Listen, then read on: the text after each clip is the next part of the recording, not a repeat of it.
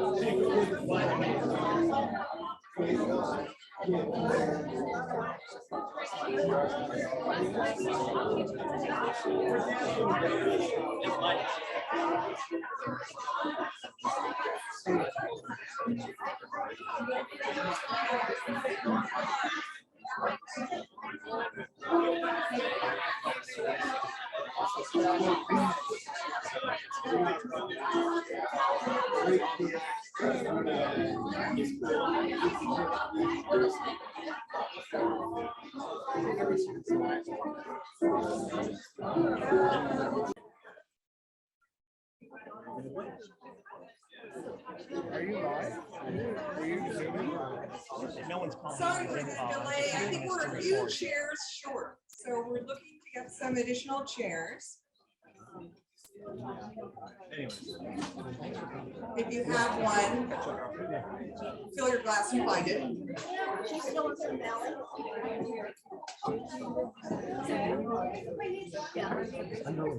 So Cheryl, you guys are gonna have to watch. Yeah, we're gonna be together.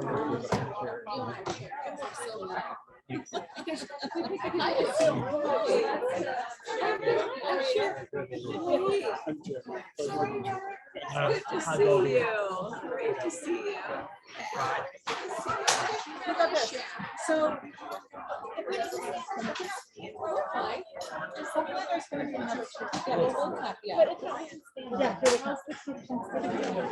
Chairs have arrived. We'll fill them in.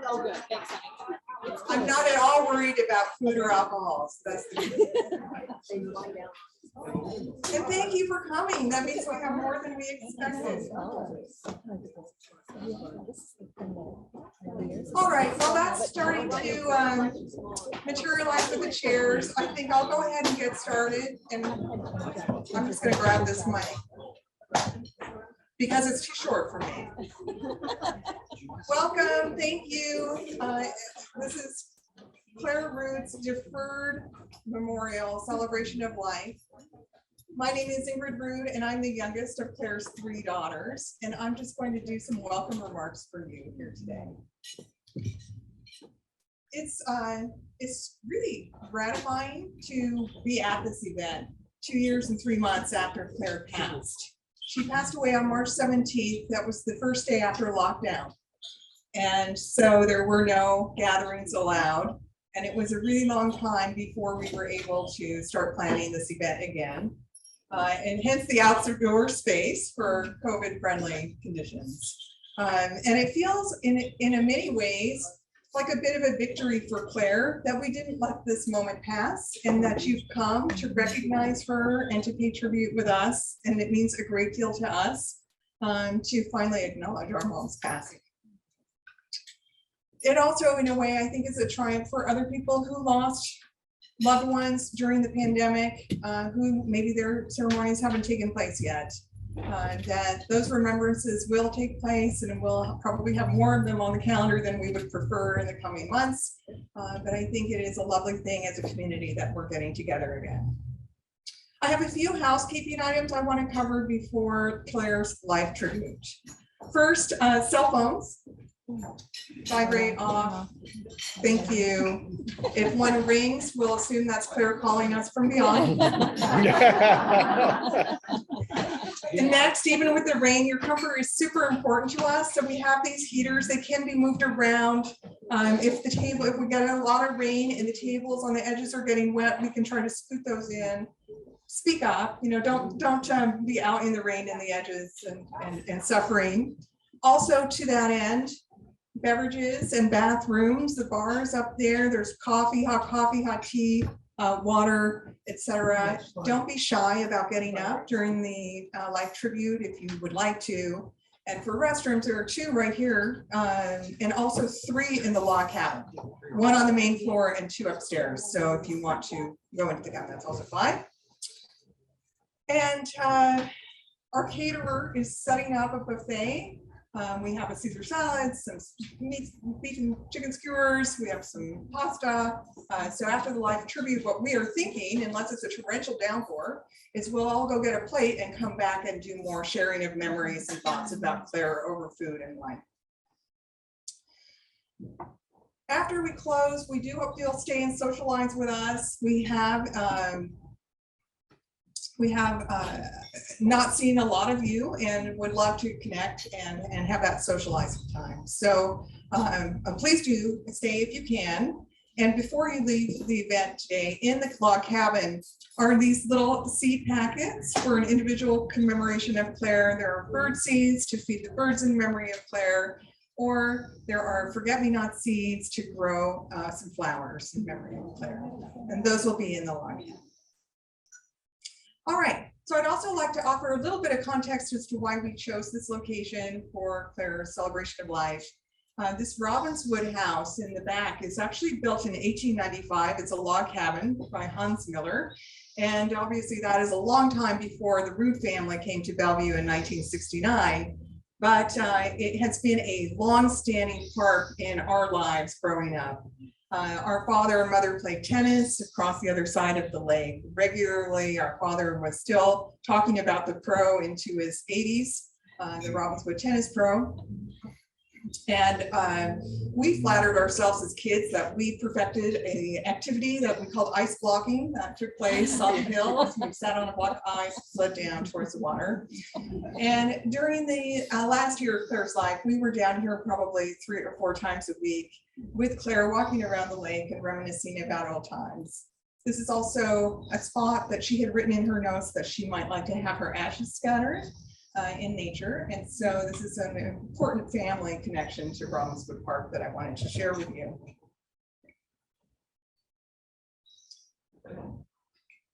We also felt very fortunate. Most of the benches in the park as you walk around already have plaques commemorating other celebrated local people who have passed.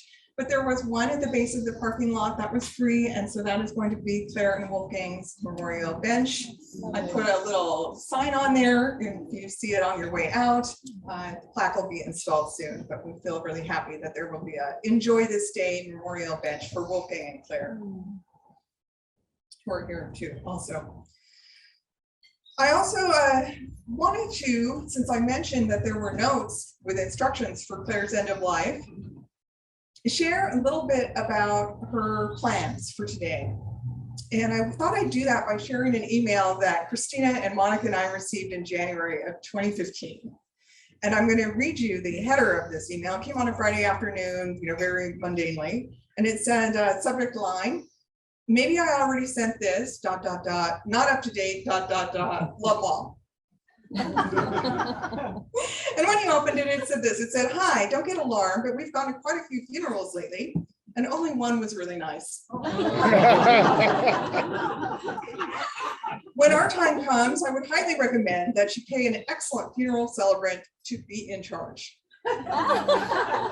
It went on for a bit like that with the specific name, a phone number, contact details for the celebrant that would be in charge. And her name is Linda Haddon, and you might have, if you were at Wolfgang's memorial, Linda gave the celebrant a speech during that celebration. And Linda has been working with us for many years now and documenting the tribute for Claire today. Unfortunately, she had a family emergency and she really deeply regrets that she's not here to deliver the remarks that are prepared. But what I think is really nice already about this celebration of life for Claire is that her voice will be present because she did that work. A lot of you might know her as an excellent organizer and planner, and that's going to be to our benefit today. The other thing that is really nice is that even though our celebrant is not here to be in charge, one of our dear friends quickly stepped up to volunteer to deliver the remarks for us today. And her name is Christy Gamer. And without further ado, I'm going to turn it over to Christy for Claire's celebration.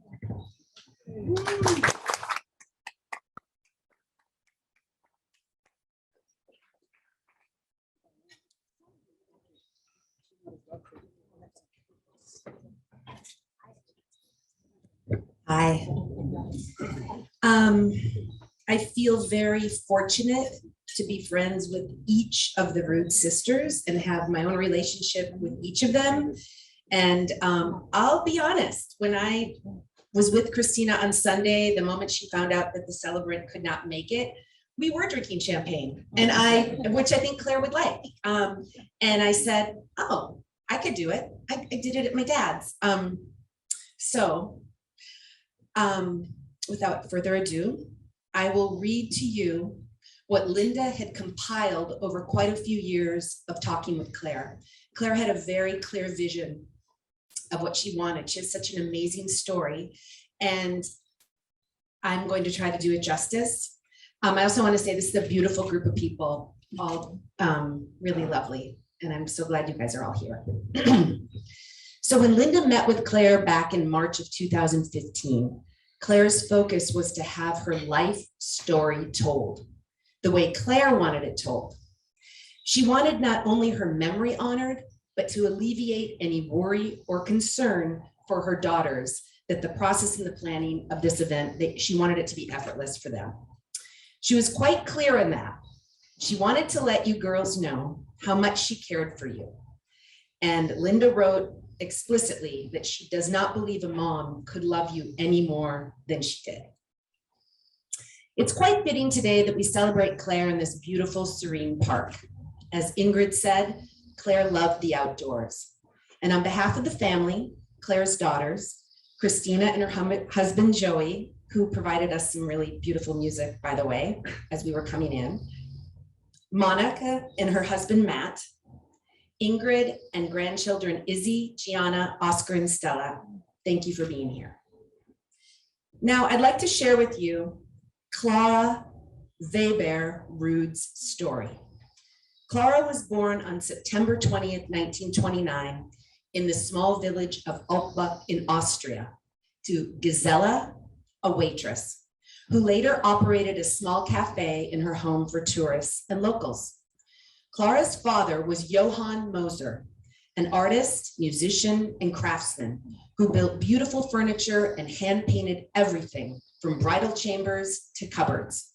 He played the organ, harmonica, accordion, and violin, and he sang quite well. Both of her parents were quite poor by modern standards and lived meagerly on their income and the land. They never married, and Clara often used the word illegitimate child when describing her life. Her father married and had 4 children after Clara was born. Clara was raised by her grandmother, Maria, who she described as kind but sickly. They survived on their garden's bounty of root vegetables and wheat, chickens, and a cow. Some trees bore fruit that, when processed, yielded schnapps, which they sold, but also consumed.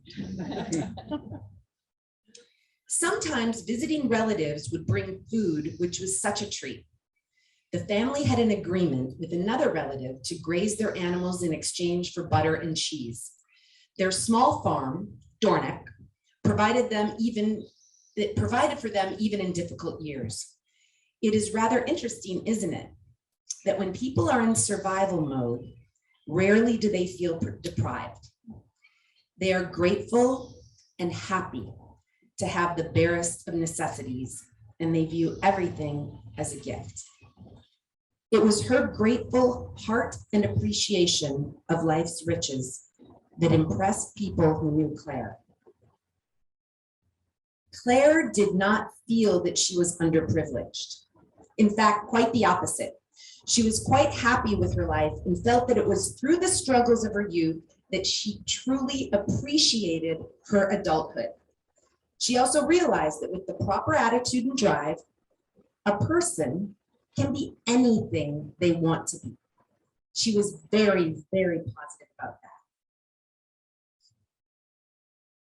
I am wondering if the microphone is in the right spot. Okay, because I heard the rain kick in. It's funny, the rain kicked in right when I was about to say that after Hitler's takeover in 1938 came World War II and hard times. Memories of her childhood best friend, Honey, were cherished. Their playthings consisted of pine cones and rocks, and one doll for which grandmother made a few clothes. In 1949, Clara was the first girl in her village to earn a high school Matura graduation after 13 years of school, despite bombings and other wartime interruptions. Clara was a very intelligent girl and became fluent in English, French, Italian, and Latin, along with her native German, and she studied advanced math. She was accepted into the University of Innsbruck, but she had no money to enter the university.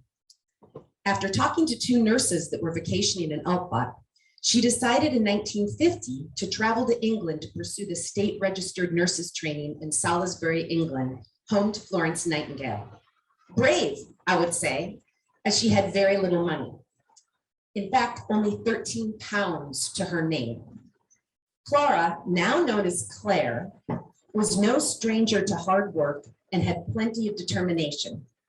By the end of 1953, she had also passed a midwifery course in Edinburgh, Scotland. Many, many times, Claire would recall those years and how wonderful it was to have regular meals. Breakfast, you know, is a luxury. From Scotland, she went to Lausanne, Switzerland, and from 1954 to 1956, she worked as a charge nurse in a prestigious tuberculosis hospital, which catered to international clientele. It was here, working with terminal patients, young and old, from all walks of life, that she learned a profound lesson about life's options and limits. In 1956, she left Europe for a job at Montreal General Hospital in Canada, where she worked as a nurse and ultimately as a supervisor for almost 4 years. It was in Montreal that she met the love of her life, Wolfgang Rood, who had entered Canada through the same immigration program. He was a professional waiter with big dreams. They met at a cafe foreigners frequented that played music they both loved. When they first met, they talked a little. The next time, they danced. Then he invited her on a walk. He brought a sandwich and shared it with her. They loved the same things: music, dancing, and nature. The romance grew, and 3 years later, on May 21st, 1959, they were married. Claire saved her money and bought a piece of lakefront property on Lake Breton. Wolfgang, who never shied away from any challenge, bought a book called How to Build a Log Cabin, and soon erected a weekend home. They applied to enter the USA. They so wanted to live in America. 1961 was a year of fulfilling dreams. Armed with their US visas and the $2,000 required to immigrate, they loaded their few belongings into a brand new red Carmen Ghia and headed south. They used the opportunities to sightsee, swim, and ski their way to San Francisco, visiting New York, Florida, Everglades, and Miami in the Southwest, from Texas to Colorado, all along the way. You might see a theme. Yes, they love to travel. They made their home in a small apartment in San Francisco, which had a peekaboo ocean view through a small window. They had a shared balcony and so enjoyed the promenade along the ocean. They were deliriously happy and truly believed they were rich. Wolfgang started school at San Francisco State University and worked nights as a waiter while Claire worked as a nurse at Kaiser General Hospital. They soon started their family.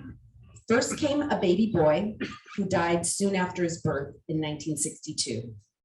Then 3 little girls, Christina Maria in 1963, Monica Annette in 1964, and Ingrid Gisela in 1966.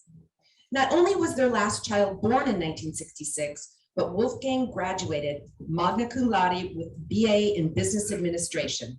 He passed the state exam to become a CPA and was offered a job at the prestigious accounting firm of Pinnell, Kerr, Foster. 1969 proved to be a very big year and brought many changes for the family. Wolfgang was offered the opportunity to open a new branch office for PKF in Seattle. They rented a 2-bedroom apartment in Renton. Soon they were able to purchase their first and only home in Bellevue on the very day America landed on the moon. They named their home Tranquility Base, so very appropriate. They loved their home and the area from the first day they landed in Washington. One thing Claire was quite proud of, the couple stood on their own 2 feet. Neither of them ever dreamed it would be possible to achieve so much. As a mom, you couldn't find any better. Claire was quite efficient and ran what would be called a tight ship. She had dinner on the table every night at 6 p.m. She was so talented. She sewed clothes for herself and her daughters. She ironed everything, including the underwear. This is one luxury we can afford, she would say. And I guess there's something, I'm not sure the name of this artist. I think it's Joseph Beuys. Joseph Beuys. Evidently, she ironed 1,000 oak leaves for a Joseph Beuys exhibit at Bellevue Art Museum at one point, and which I think they still exist somewhere. Often she multitasked while ironing, and she'd help her girls with their homework at the kitchen table. Her home was always neat and tidy. In the neighborhood, she helped form the Cougar Hills Garden Club. Now, I'd like to make a joke about that, but I don't really think that's appropriate. Yes, she helped form the Cougar Hills Garden Club, and she volunteered at school and helped lead brownies and Girl Scout troops. She made sure the girls were exposed to every possible art form, books, languages, traditions, and cultural happenings. She was supportive, but not smothering. She had insights that amazed her daughters. All 3 of the girls could confide in their mother. And she would never be judgmental to them, but she would offer solid thoughts like, are you crazy or something? Or if they were talking about someone they were seeing, she might say, drop the louse already, eh? As the girls grew more independent, she began taking art history and Spanish classes, and she joined the Bellevue Arts Museum docent training program.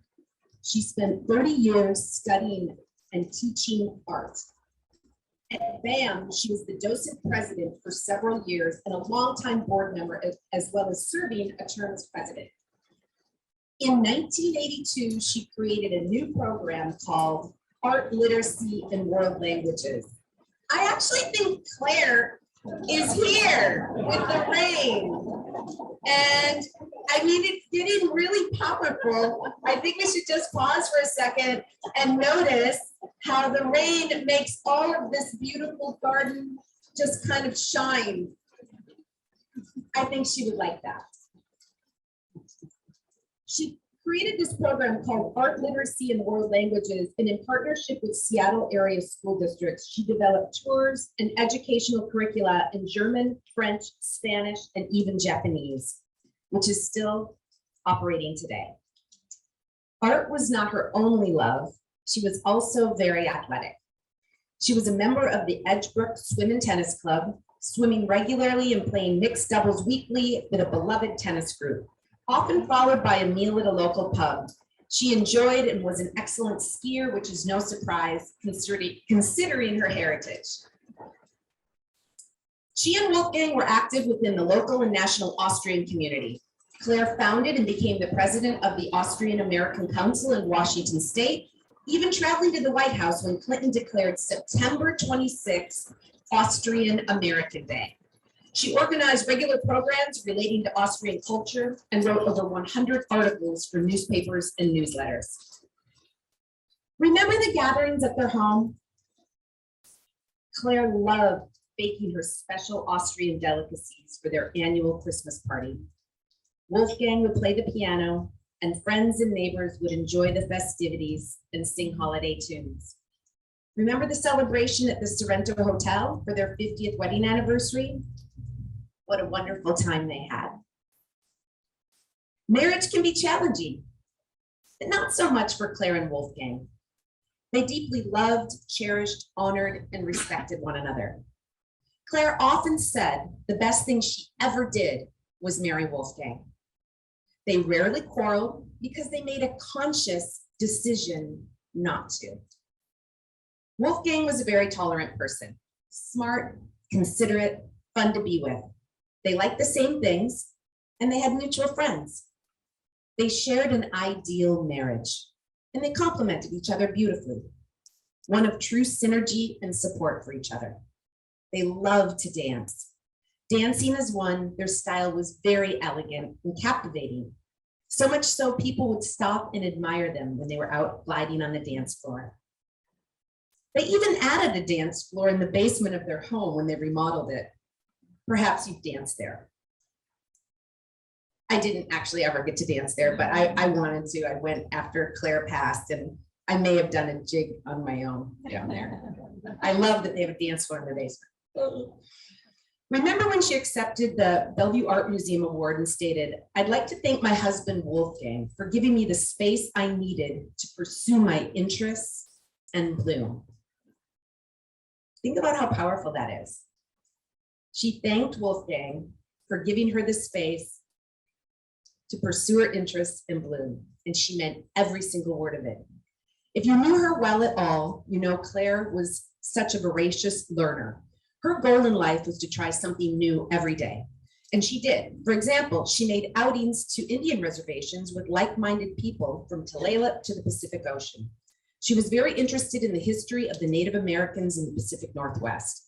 She loved lectures on all kinds of things, including plaster making, painting, painting shells, history, science, and many other subjects. Always, Claire enjoyed and appreciated the beauty of our earth and worked hard to preserve and conserve for generations to come. She never had the empty nest syndrome. Instead, it was a full-fledged liberation celebration. Her desks were piled high with library books, reams of research papers, and collected art items to share with her tour groups. Her house became a collection of thrift store artifacts and oddball art things. Very few people in this world love shopping for a good deal more than Claire. Remember the Chanel scarf she found for $3? It was brand new. As I've said, she loved to travel. Perhaps one of her favorite journeys was to China when Wolfgang led a people-to-people delegation and Claire gleefully went along. She and Wolfgang visited Germany and Austria often. In fact, she went to Altbach annually. She was so proud of the fact that they owned the original home where she and her mother were born and maintained its integrity. The location is unequaled. It is the epitome of the Austrian Alps. Although it is primitive, it is pure home. Claire was so very proud of her daughters, all college graduates with successful careers. She often said that having her children so close together in age made them like triplets. She wanted you to know she would have liked more time with each one of you.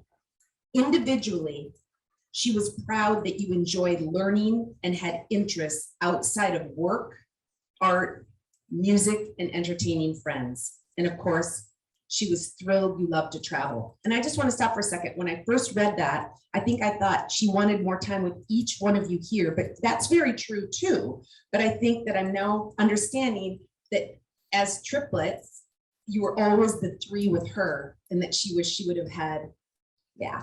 I think all moms feel that way. Claire was so pleased with her sons-in-law and felt her girls had picked smart, talented, successful, kind, and tolerant husbands. She adored her granddaughters, Isabella, Gianna, and Stella, and her grandson, Oscar. She was so happy to have them grow up nearby so she could be included in their activities and accomplishments. How she loved holding them, arranging activities, and being oh mama. That's what you called her, Oscar? Oh mama? I like that. She admired their diverse talents and so appreciated that they got acquainted with her birthplace in Alpbach. She enjoyed their connection to their heritage, and that you all enjoyed your connection to your heritage. That made her so very happy. She glowed when she shared that. There are few people in this world that appreciated the beauty of nature like Claire. In 2013, for instance, she and Wolfgang were in their early 80s, and they enjoyed over 100 visits to state and national parks. In 2013, Claire wrote these words: "I lived my life without regrets and can truly state my life was good." Think about that. I lived my life without regrets and I can truly state my life was good. I think we'd all like to say something like that about our lives. Claire was a happy person with a beautiful twinkle in her eye that gave you the impression she had a mischievous side. Her laughter was genuine, her smile intoxicating. She was an excellent conversationalist and loved to present new ideas and share various viewpoints and to debate interesting subjects. She truly cared for others and always, always, always put her family first. She was the first to acknowledge their accomplishments, always wanting the very best for each of them, and readily expressed how proud she was of them. She never missed an opportunity to send a card on a special occasion. In January of 2020, at the age of 91, Claire was diagnosed with heart disease. Claire's heart had been considered medically strong prior, so it could really be that this was a case of broken heart syndrome after losing Wolfgang a year before. On March 17th, 2020, with the blue Danube playing in the background and her daughters by her side, Claire slipped peacefully from this world into the next. I think it could be said Claire touched everyone's soul she met. She was truly a beautiful person inside and out. She demonstrated independence, graciousness, enthusiasm, wisdom, passion, joy, grace, and love. And she was a genuine, thoughtful, happy person, while inspiring others to reach for their stars. Truly, how many people do you know that you can say that of? Claire was extremely rare and special. She was the epitome of grace. She was truly grateful for life and never took anything for granted. She was grateful for her family, for rising above her birth circumstances. As we draw our tribute to Claire's life to a close, I want to read this Apache blessing that Claire asked to be shared at this celebration of life. May the sun bring you new energy by day. May the moon softly restore you by night. May the rain wash away your worries. May you walk gently through the world and know its beauty all the days of your life. That is what Claire wanted to tell you all today. The family would like to invite you now to fill your glasses and plates and come back here. We'll take some moments and we can share some memories, some treasured memories on Claire, and give you the opportunity to do so as well if you'd like. The family would really appreciate your comments, and thank you all for being here. Claire was very, very special. I feel very fortunate that I got to read her life story and got to immerse in it.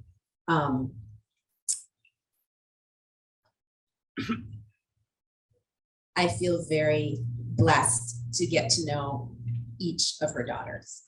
Thank you.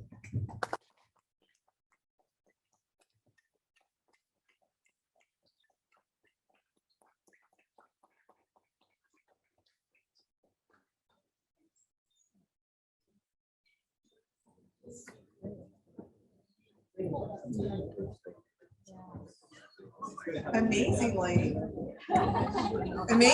the rain has lightened and the caterers were set up in the building just behind us. So how is it on the drenched factor for getting some food? It's okay. All right.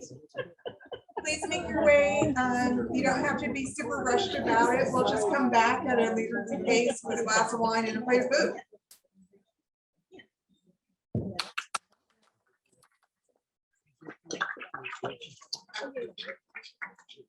We go usually where they play somebody not so good, so we can play them 3 years in a row. Maybe next year we'll be that safe. Mississippi State was fine, but yeah. And the Gamecocks were fine. South Carolina's fine, but not University of Colorado. They're really good. The Gators are really good. Really good. It's a tough one, but it's okay. And then his son is at University of Arizona. So we'll go, we've gone down to those games. Yeah. Hi, I'm Gianna. I am here to celebrate my Oma's life, and I want to kick off anyone who wants to say anything. I just want to share one of the memories I have. There's so many that I just chose a small one to share.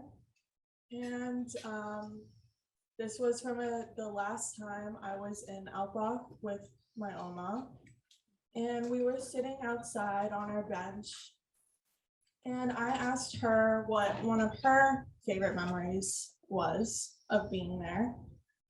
And she told me that she will always remember sitting outside on the bench with her grandmother, and that her grandmother would tell her, look at the grass, look how beautiful this grass is, look at the flowers and the sky, the clouds, and the petals on the flowers, and all of those little things, the church bells, and the cows, and the fresh air, and to just always be thankful for all of those small things, like the grass on the floor and the petals that you get to look at. And that was something that I'll always remember, so I just wanted to share that.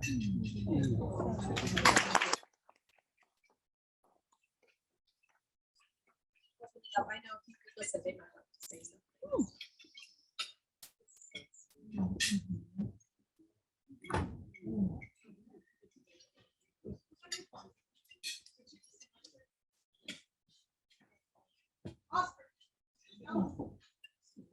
Liebe Ingrid, liebe Christine, liebe Monika, liebe Road Family, liebe Freunde.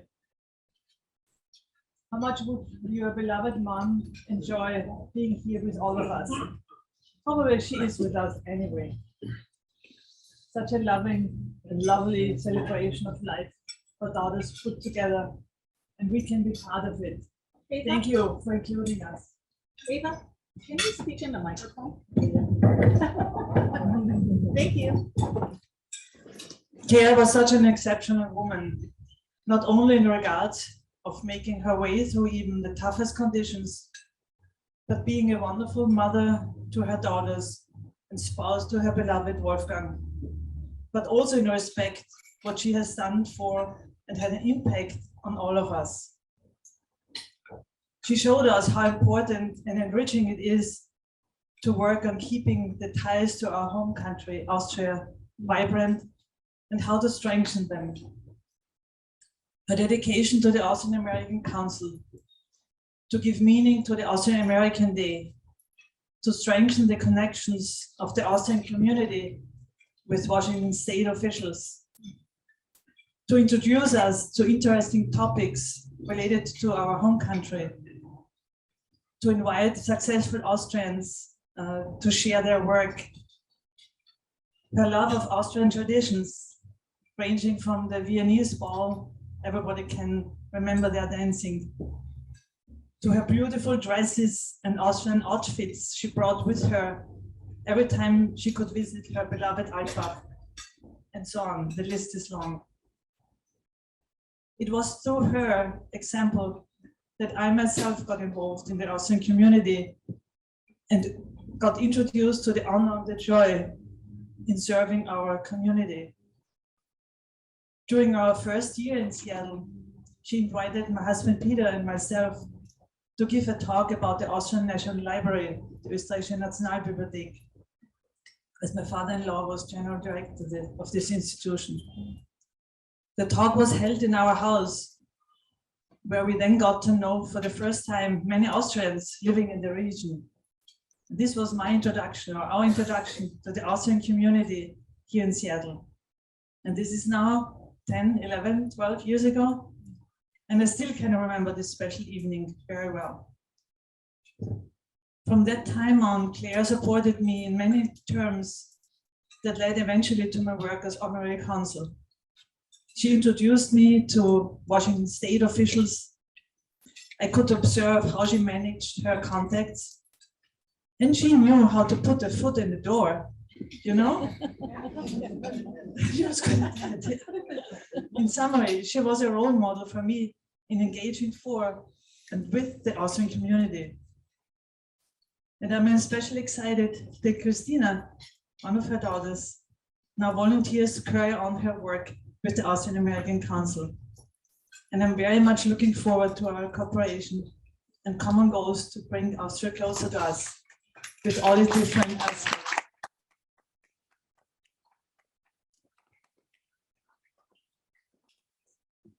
Claire, we are missing you. You left such big footprints in our community. Danke für alles, was du für uns getan hast. Wir werden uns bemühen, weiterzumachen, wie du es uns vorgezeigt hast. Danke.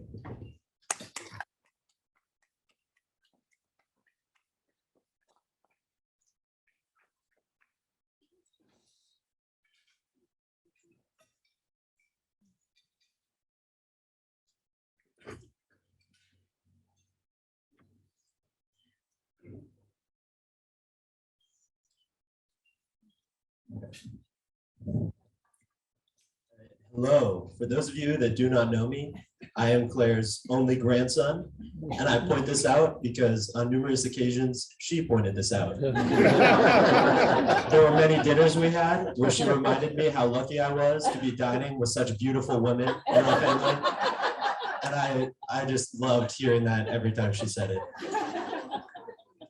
Claire was a woman who got so much done. Almost every time I saw her, she was busy. She accomplished so much. And I always wondered how she was able to do this. I think it's because although she worked very hard, she also knew how to pause and to relax.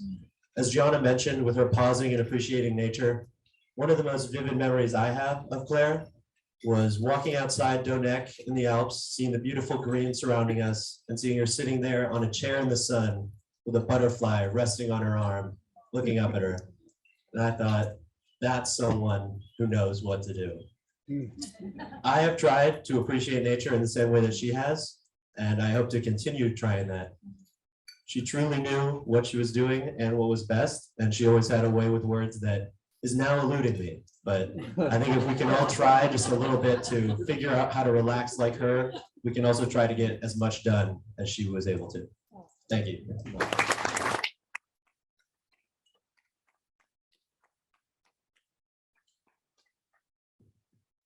Hi, my name's Stella. Claire is my Oma, and I wanted to share a short poem that had a lot of sentimental to my mom when she first read it and made her think of Claire. It is called The Ship. I am standing on the seashore. A ship sails in the morning breeze and starts for the ocean. She is an object of beauty, and I stand watching her till at last she fades on the horizon, and somebody at my side says, she is gone. Gone? Where? Gone from my sight, that is all. She is just as large in the mast, hull, and spars as she was when I saw her. and just as able to bear her load of living freight to its destination. The diminished size and total loss of sight is in me, not in her. And just at the moment when someone at my side says she is gone, there are others who are watching her coming, and other voices take up in a glad shout, "There she comes."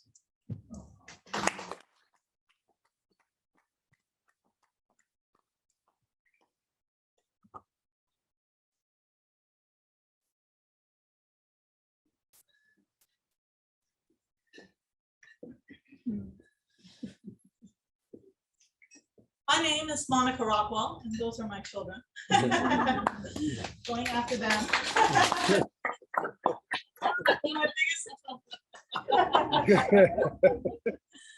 It's impossible to wrap up what my mother meant to me in just a few minutes. I wouldn't even be able to give her justice if it was 10 hours. I was and am proud to be her daughter. I loved her intelligence, her ability to try new things without reservation, and I loved her delight in the simple things in life, like watching her hummingbird fluttering by her bird feeder in the summer, or her appreciation of a brilliant green meadow in springtime, or the beauty of fog lifting from the trees in her backyard in winter. She knew how to stop and appreciate what was right in front of her. When I think of what my favorite moments were with my mother, I think of the conversations that we had together, of the practical advice she gave me in times of need, and the easiness and comfort I felt sharing my life with her. I think of being by her side in art museums, looking at works of art together, and her pointing out certain items and then elaborating on all sorts of themes, often one leading right into the other, on and on, hearing her think out loud, seeing so much more in the art, and at the same time learning so much about my mother and how she saw the world. When I think of special moments we shared, I also think of dancing with my mother. I've waltzed with my mother on cobblestone streets in Opach, at the Nile Temple in Edmonds for the annual Viennese Ball, in the entryway of my house on Thanksgiving, where she changed partners with each measure, at the German house to the sounds of Happy Hands in his orchestra, at the Benson barn with the scent of pine and sauerbraten and glühwein in the air, in the Habsburg Palace on an exclusive trip to Vienna, and on Valentine's Day in 2020 at her elderly care home to the breathy heaves of an accordion whose complacent player serenaded us with our special request for a Schneewaltz. When I think of what is lasting from my mother, though she has left this world, I think of what a gift learning to waltz was, how much pleasure and human connection it's brought me and us. And I'm so happy my kids and Matt also share the graceful, magical, exuberant energy that came from waltzing with my mother. I am so grateful for my mama and for all my mama's love. Someday my earth will disappear too, and I know we will see each other again, dancing and laughing in the heavens above.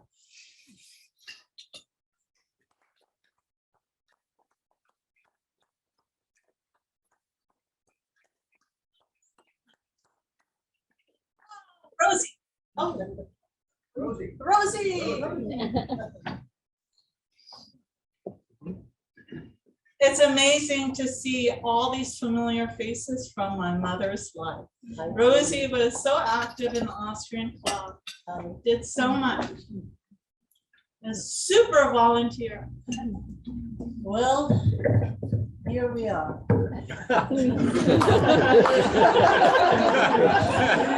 We heard so many things, I mean, wonderful things about Claire, and it was all true. She was a wonderful person.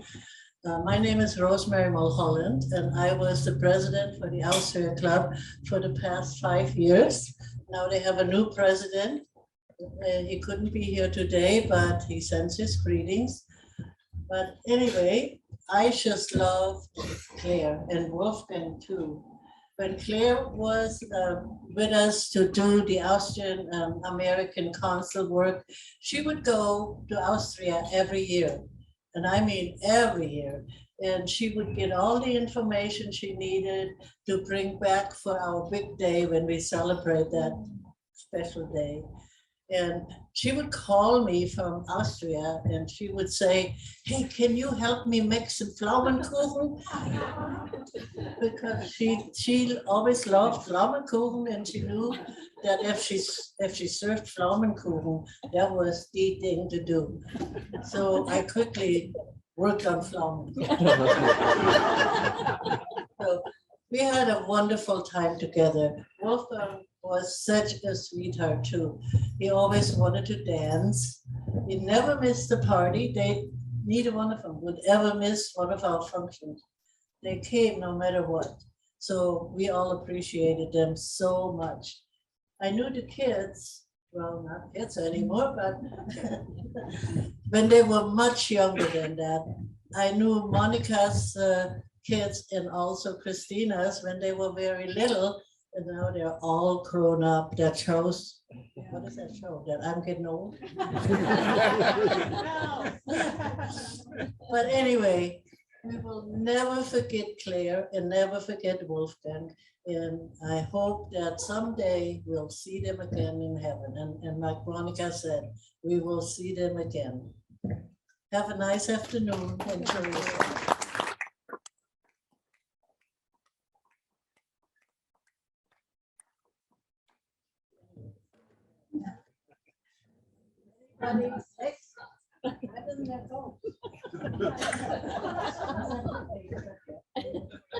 Don't say anything.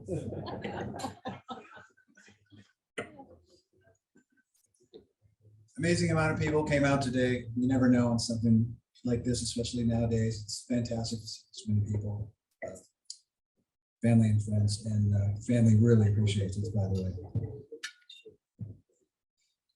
My name is Joey Callio, husband of Christina. I wrote a little something. I remember her generosity. That's the thing I remember most. Welcome to our little jewel in the Northwest. These are the first words that I remember Claire ever saying to me. I'd come to visit the family for a few days and meet Christina's parents, which was obviously a big deal. She was very, very welcoming, considering she probably took one look at me and thought to herself, oh no. Christina, what have you done? There was a party that night and it was a party that night for that first visit. Lots of people all over the house. It was a two-story house in Bellevue. The things I remember most, first off, I remember foosball game. I sucked at that. There was lots of amazing homemade cookies and other beautiful party foods, things I've never seen before. Half moon oranges filled with cream and things that just don't show up in Los Angeles. And lots of alcohol. After that visit, I knew I needed to get some more credibility going, to move up a rung or two. Working in the mailroom in Los Angeles and being a musician, trying to make it in the music business was not really generating headlines, so they said. Still, it was a good couple of days, although she did make it clear the couch was my only option for slumber. Message received. I'm sure I seemed like a typical California dreamer, full of self-confidence and self-importance. A musician? Are you crazy? But I stood my ground.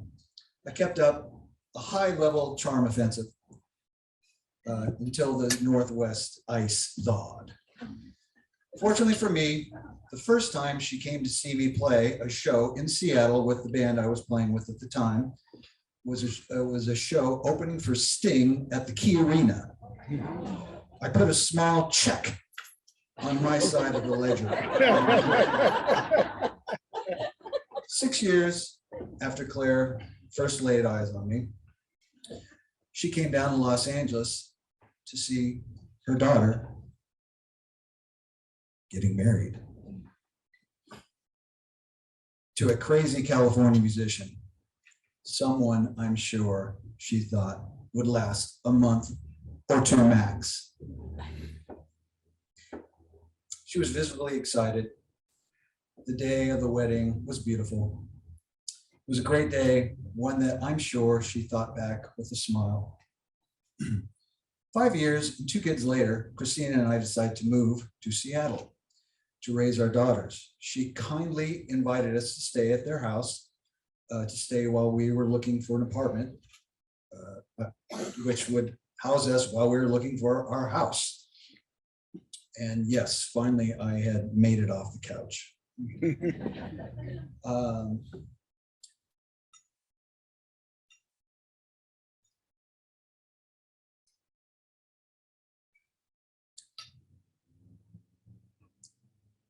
We found a house in Sammamish.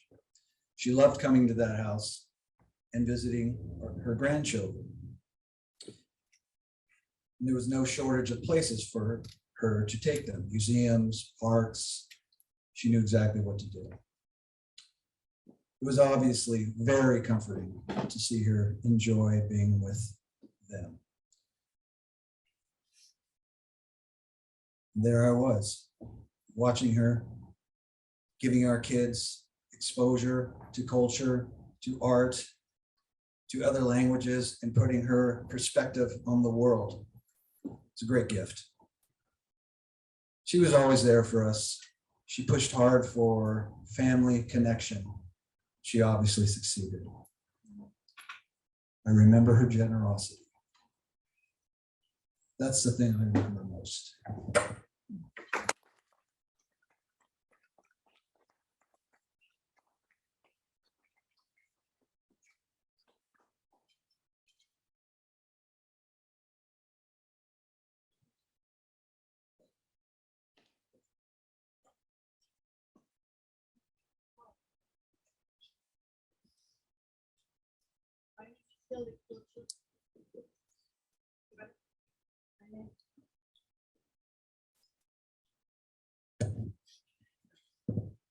My name is Hilde Fortula.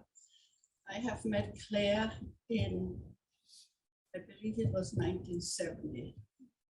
When we met a common friend who was also from Tyrol, and I'm from Innsbruck, and Claire wasn't too far away from there. So she said, hey, you know, we have to spend some time together.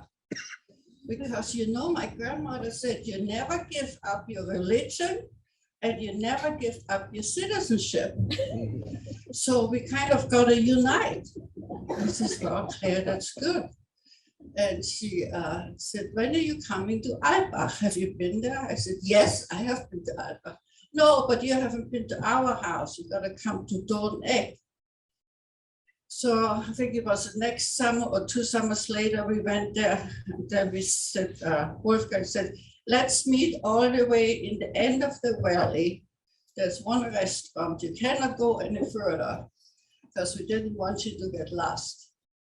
So we met there for some schnapps. After we had some schnapps, we followed Wolfgang and Claire to Dorn-Egg.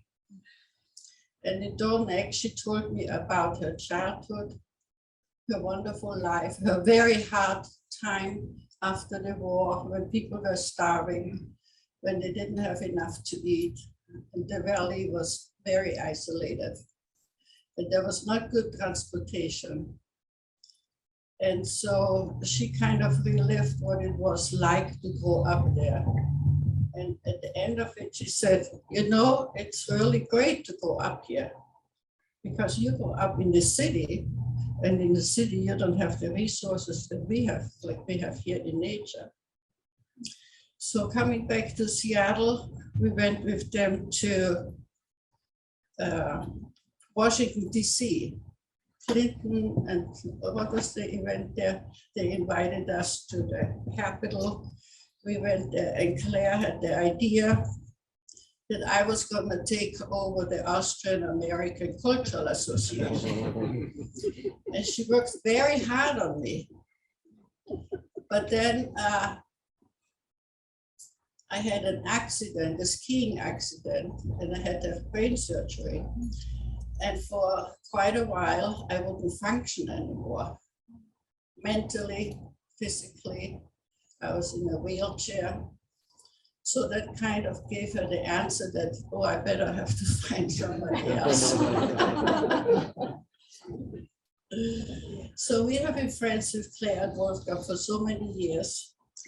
And we enjoyed our getting togethers, our dancing. We had Christmas parties, which Claire just loved. We sang some very special Carolian songs that only a few of us, like Darkhild, and I and Claire knew. And it meant the world to her.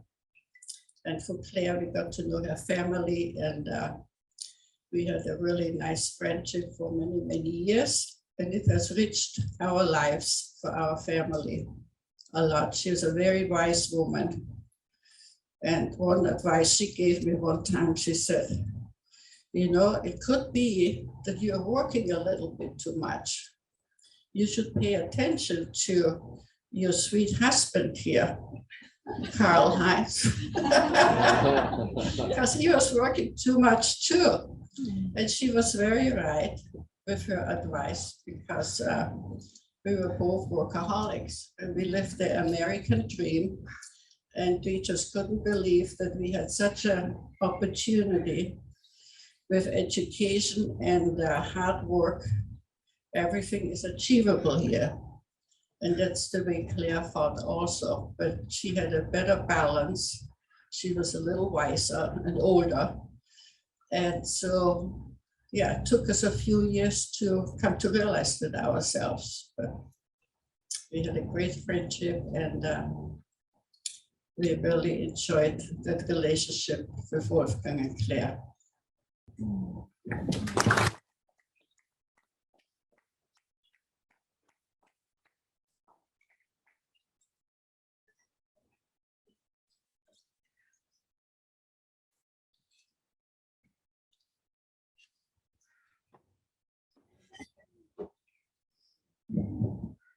Hi, everybody. This is a very special occasion to be here to honor Claire. Everyone, I know her as Claire, although I know in Tirol we say Clara. And so, but I've adopted the Claire. We go back to 1968 when I met Claire the first time when they started the folk dancing group, and Claire was tried to get people together from that part of the country with the proper outfits and to do the folk dancing. And that's where my then husband and I were doing. And she was very supportive of that. Subsequently, she said, if you're ever back in Innsbruck, come over to Eubachtal and come up to my door neck. I said, oh my gosh, that's, yeah, I would love to, but without invitation from her mother. And, you know, in Europe, we're a little more hesitant to just go on the spur of the moment. That has changed, by the way, in the meantime, to some extent. So my brother had a four-wheel drive vehicle, a Buch Haflinger, and he drove us to Eubachtal. And I didn't know how to communicate with Gisela. And she was there just by herself. So, okay, so hesitantly we drove up there. And her mom was just so sweet and coughing, and she had some cake ready. And it was so welcoming, and to be up in the Alps overlooking the valley and the next hillside. I can understand how Claire really connected with the nature there. And it's just, it's beautiful all over the world, but there's something special about the Alps, and for me as well. Later on, she convinced me to join the Austrian American Association, and she said, well, you need to come to one of those annual meetings. Well, it happened to be in Bregenz, Vorarlberg, on the western part of Tyrol, Austria. And so I had planned to go there. Well, a few days before we spilled on a motorcycle, and I came back on crutches. So we walked in Bregenz with the crutches, and Wolfgang and Claire were just so supportive, made sure I had ice for my leg. So their supportiveness, it's just unbelievable. You know, they had business to do with the Austrian American Club, and there she also made sure that I was okay. Her hardest work was trying to get the dual citizenship for Austrians to Americans. Unfortunately, we kept hoping and waiting, and it never worked. So I decided to become a US citizen anyway. What really impressed, and she also told me the story that Hilde related to being up in Donek, at times we were up there with her life story and her appreciation for life and learning and being what she is. And Wolfgang giving her the space to pursue her interest. That just meant so much how lucky that woman was to get that support. It touched my soul. We lived in Hawaii for 20 years, and I was so wished that she would come and visit us. We had plenty of space. But she says, you know, Dagi, that's my short name. Pueblo Beach is really, it fits like a glove, and that's where she was at home. Claire, thank you for being who you are, who you were, and thank you for everything. And the daughters, thank you for inviting me.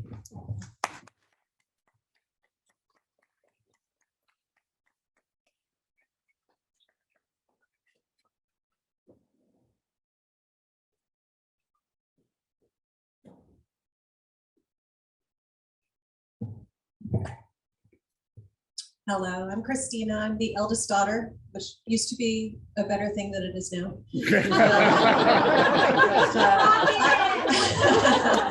I can always see that glow when somebody says, who's the oldest? And I I had prepared some remarks, but so much has been said about my mom and her love of dancing and her time in nature that I'll just add a couple of maybe supplemental stories to that. When I think about my mom now, I see her often, and it is looking out at a sky, even as today, she would find a blue crack of sky somewhere. Walking through the grass, she just had to look down to find a 4-leaf clover. And anytime we were out looking at the horizon, she would say, oh, just look at the layers, really encouraging us all to see that. And so I feel my mom present all the time. But I want to share a couple other things that really haven't come up today. She also was a lot of fun. One of the things I can think of was April Fools was always a big deal for her. And she got me jolted out of bed more times than I should admit by saying, oh, it snowed. Or, oh, there's an elephant in the yard. I mean, you'd think after a certain number of years, you wouldn't go for that anymore, but somehow I still did. There was another story she liked to tell. It was early on when my dad had this new big job as a CPA, and it was a business trip where wives were invited, and it was somewhere tropical. I'm trying to think if it was Florida or Puerto Rico, somewhere with a pool. And I'm sure she was coiffed, maybe even wearing a dress similar to the ones that we have displayed there, and ready to impress these new colleagues of my dad's. And the setting was a courtyard with a pool and probably people passing trays and drinks. And unfortunately, in trying to cross the room with a glass, she stepped into the pool and was completely drenched. But laughing, she always told us that story, and that she managed to keep the glass upright and all the alcohol in the glass. And so I know not everyone has a glass, but I would like to cheers to my mom and all the love and fun that she brought to everybody. And toast.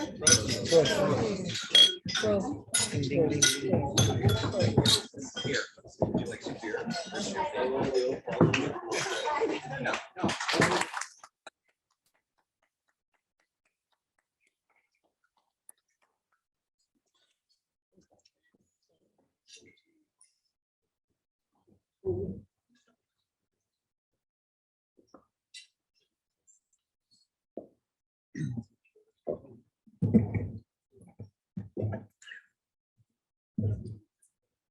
there anyone left that would like to say a few words? Yes, Siegfried.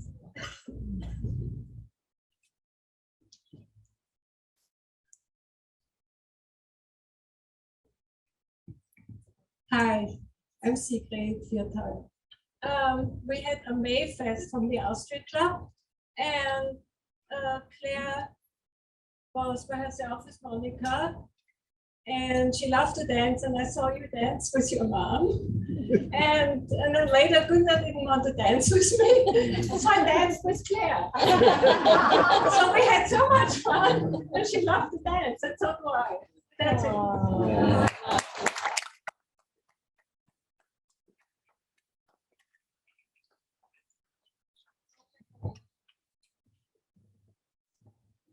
All right, thank you everybody so much. That's been beautiful. We have one thing left that we must do. I'm not sure. Oh, Matt, would you like to say something? Yeah, I didn't want to interrupt you. Were you gonna say something? Or should I be, I'll close it out. Yes, come. And then we're gonna sing. Yeah. Oh, perfect. All right. So I'm Matt. I'm one of the other two son-in-laws, Claire. I'm the weak one. I tend to cry a lot, so hang in there.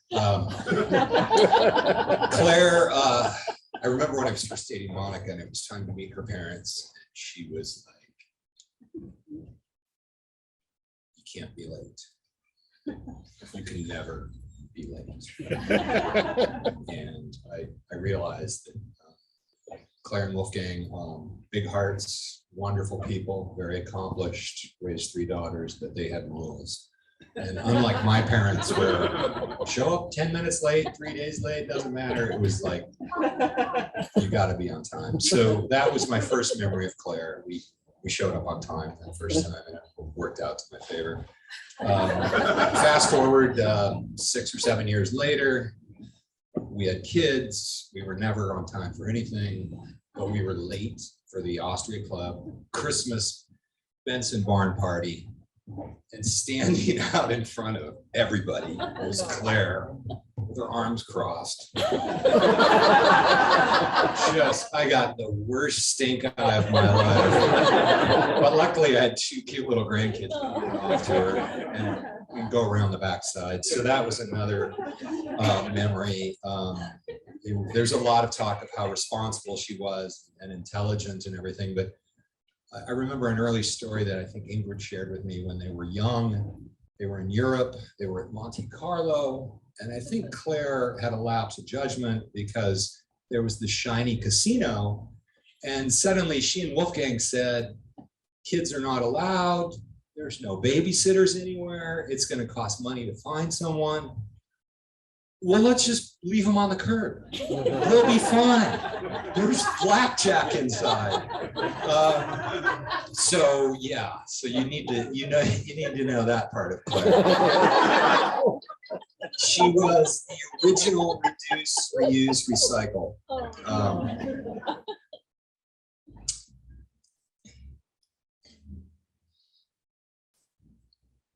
She loved gardening.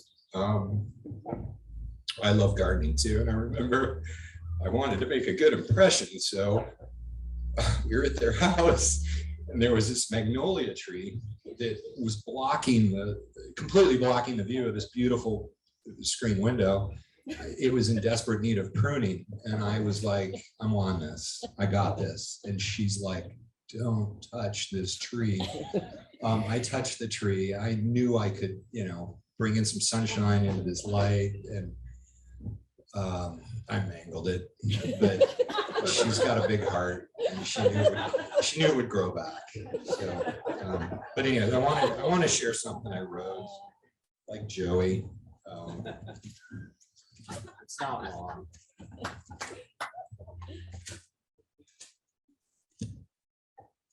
I'm gonna cry. So Bear with me on that.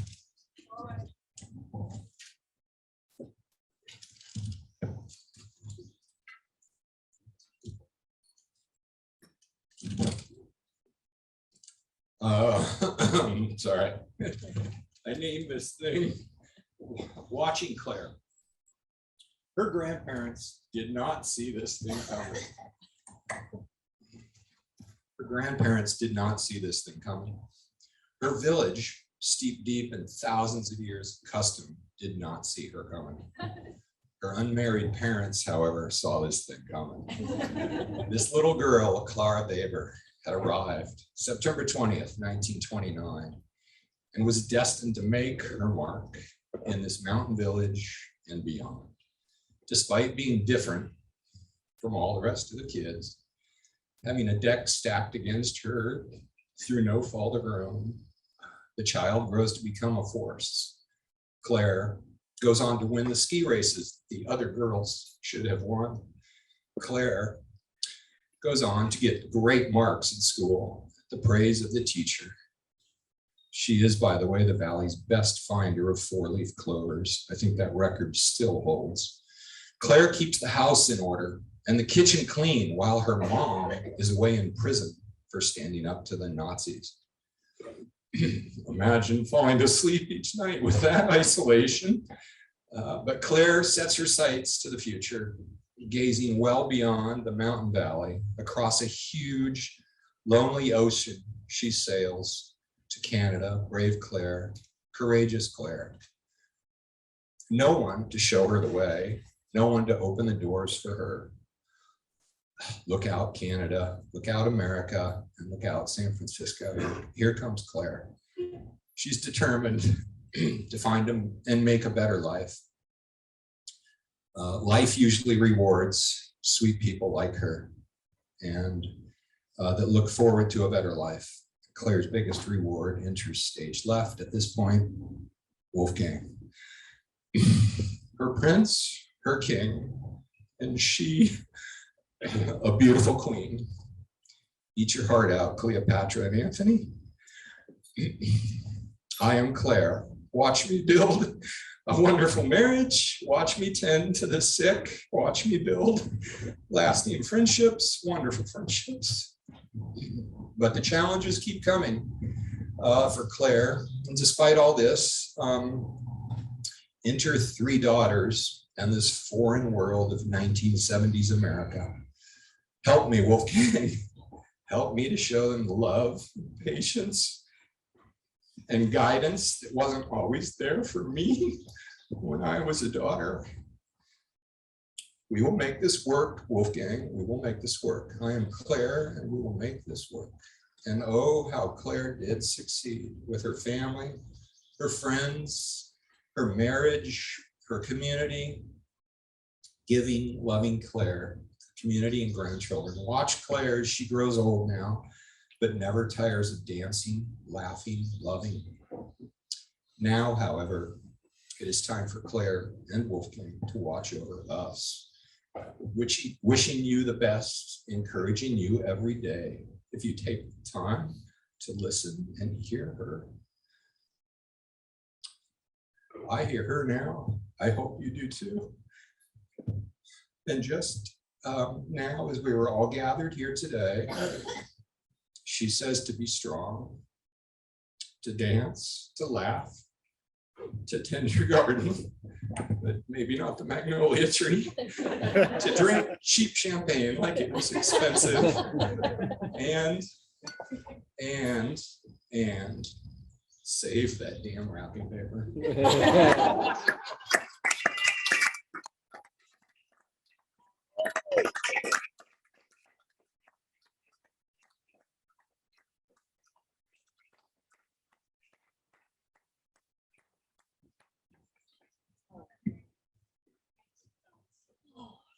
Bravo, man.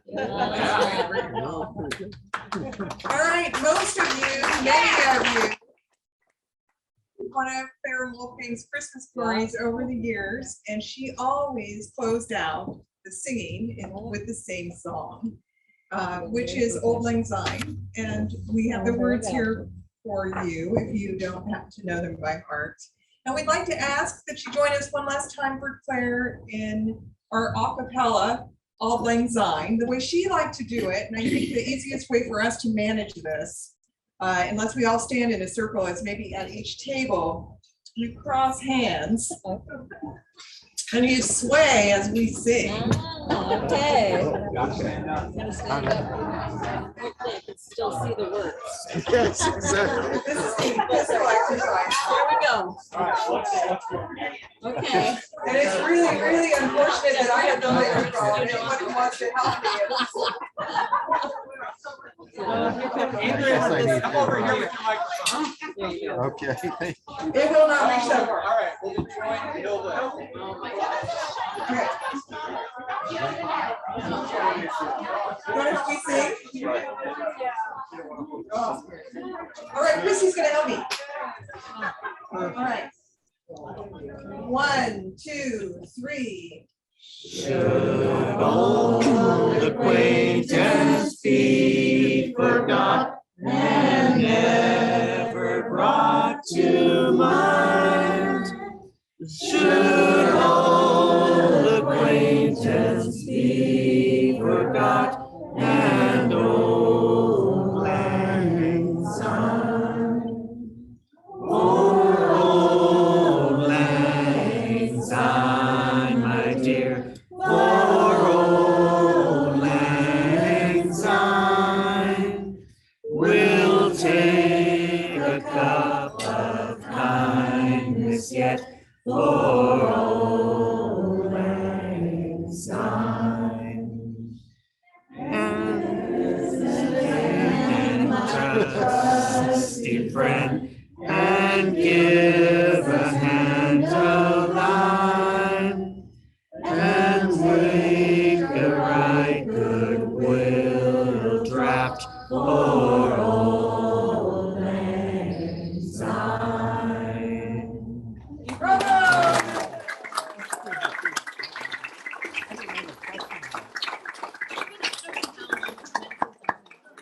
Thank you, everyone. Have a great tour of the cabin. We have the grounds now in some sunshine. Thanks for coming.